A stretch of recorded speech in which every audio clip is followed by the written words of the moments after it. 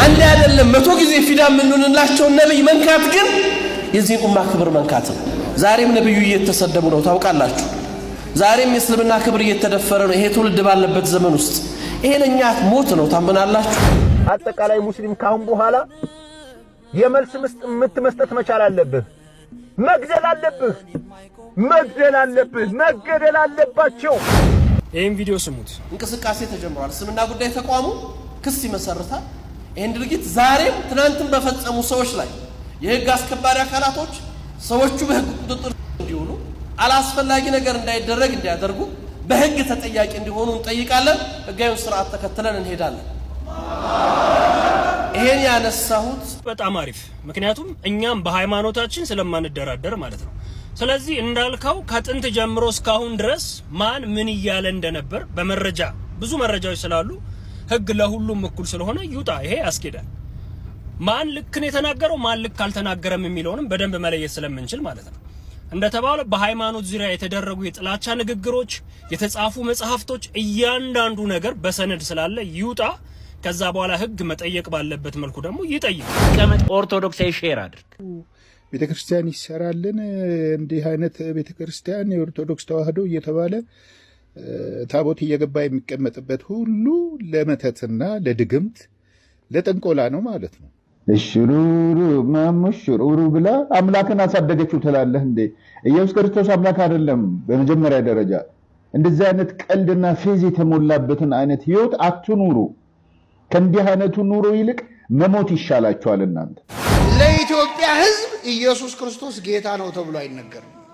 2034 ላይ 2000 ዓመት ይሞላዋል። የዛሬ 18 ዓመት ማለት እግዚአብሔር ለዛ ያድርሰን። ኢትዮጵያ የዛሬ 2000 ዓመት ነው ኢየሱስ ክርስቶስ የእግዚአብሔር ልጅ እንደሆነ አምናለሁ ያለችው።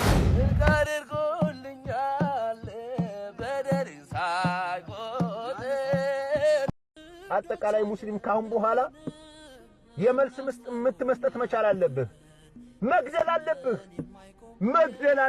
መገደል አለባቸው። ካልገድክ አይሆንም። መነሳት መቻል አለብህ። አንገቱን መቁረጥ አለብህ። ጨርግድለት አንገቱን። ፈሪ ናቸው፣ ቅዘናም ናቸው። ወላሂ ሱማ ወላሂ ጨርግድለት አንገቱን። ልትነሳ ይገባል። ቤተክርስቲያኑን ታቦቱን ልታጋይለት ይገባል።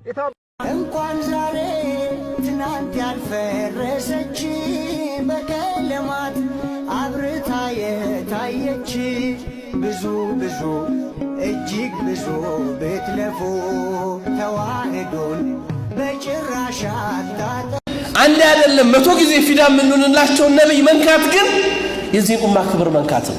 ዛሬም ነብዩ እየተሰደቡ ነው ታውቃላችሁ።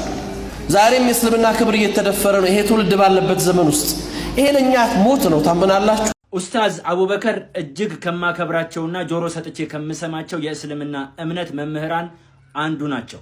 በሰሜን ወሎ አቡነ ኤርሚያስ ጥሪን ተከትሎ በሚሊኒየም አዳራሽ ጎፈንዲሚ ላይ ተገኝተው አብሮነታቸውን በዚህ ልክ አሳይተውናል።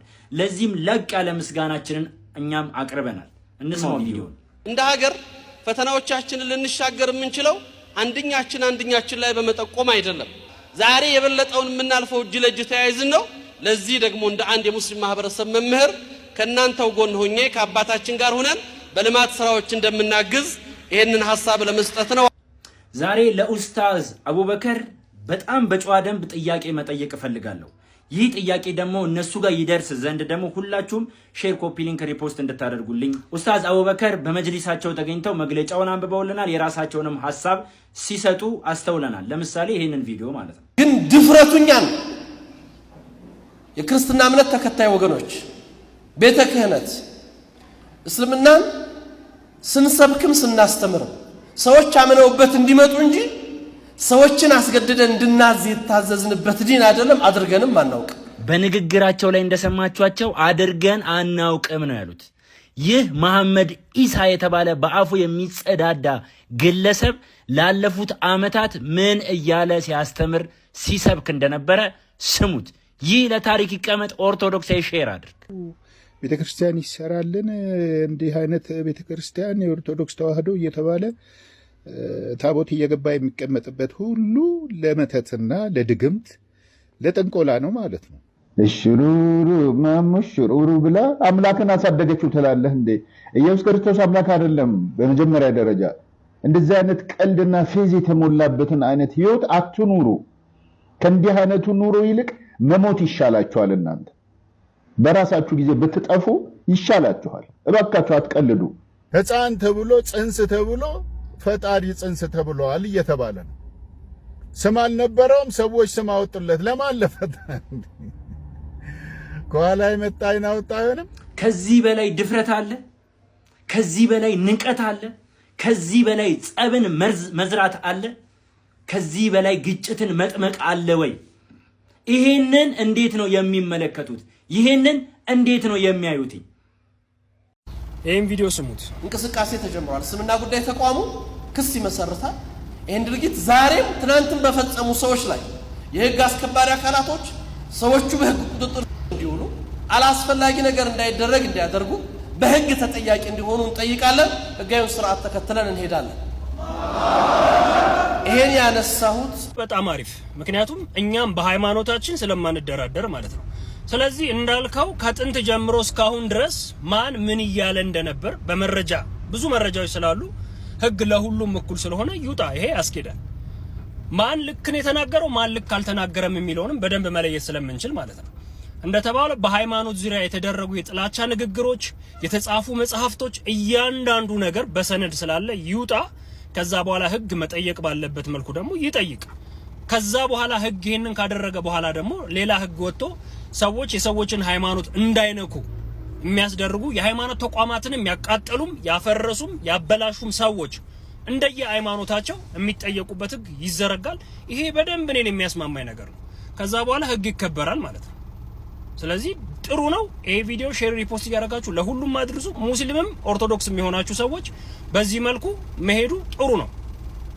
ምንም የሚጎዳ ነገር የለውም። ከዛ ጥፋተኛውን እያወጣን መንግስት በሚቀጣበት መልኩ እንዲቀጣ ይደረጋል ማለት ነው። ለሰውየው ለግለሰቡ መልእክት የምናስተላልፈው ከዚህ ድርጊት ተቆጠብ፣ በስህተት አድርገህ ከሆንክ ይቅርታ ጠይቅ፣ ወደ ፈጣሪ ተመለስ እንለዋለን። ሁለተኛ እሱ እምቢ ብሎ ይህንን ይቅርታ ካልጠየቀ ህግ ያለበት ሀገር ስለሆነ ህግ አክባሪው አካል የመንግስት አካል ይህንን ነገር ተከታትሎ ለህግ እንዲያቀርብልን። ሰላም ውድ አድማጮቻችን፣ በመግቢያው ላይ የሰማችኋቸው የኦሮሚያ መጅሊስ የእስልምና መጅሊስ ፕሬዝዳንት ናቸው። ሁለት መልእክቶችን አስተላልፈዋል። ሰሞኑን በተከሰተው ምክንያት አንደኛ ይቅርታ እንድንጠይቅ፣ ሁለተኛ ካልሆነ በህግ እንደሚጠይቁን ተናግረዋል። ከዚህ ጋር በተያያዘ ከምሽቱ 3 ሰዓት ጀምሮ የምንለው ይኖራል። ዛሬ ማታ ከምሽቱ 3 ሰዓት ላይ ሁላችሁም እንገናኝ። ለኢትዮጵያ ህዝብ ኢየሱስ ክርስቶስ ጌታ ነው ተብሎ አይነገርም። 2034 ላይ 2000 ዓመት ይሞላዋል። የዛሬ 18 ዓመት ማለት እግዚአብሔር ለዛ ያድርሰን። ኢትዮጵያ የዛሬ 2000 ዓመት ነው ኢየሱስ ክርስቶስ የእግዚአብሔር ልጅ እንደሆነ አምናለሁ ያለችው። ታምናላችሁ አታምኑ? እናምናል። ኢየሱስ ጌታ ነው ካሏችሁ ሰዎች ምን ትሏቸዋላችሁ መሰላችሁ? ኢየሱስ ክርስቶስ የእግዚአብሔር ልጅ እንደሆነ አምናለሁ በሉ። የወነገለውን ማወንገል፣ ወንጌል የተማረውን ድጋሚ ወንጌል ማስተማር፣ የምናውቀውን ኢየሱስ በእኛ ኢየሱስ እንቀይርላችሁ ማለት የሚሞክሩ ሰዎች ናቸው ያልተረዱት። በዚያ ላይ ተረጋግተው እንኳን ቢያስተምሩን ምን አለ? አሁን ጃንደረባው ሰረገላው ላይ ቁጭ ብሎ እያለ ፊልጶስ መጥቶ የምታነበውን ታስተውለዋለህን አለው እንጂ ቀልቡን አልገፈፈው።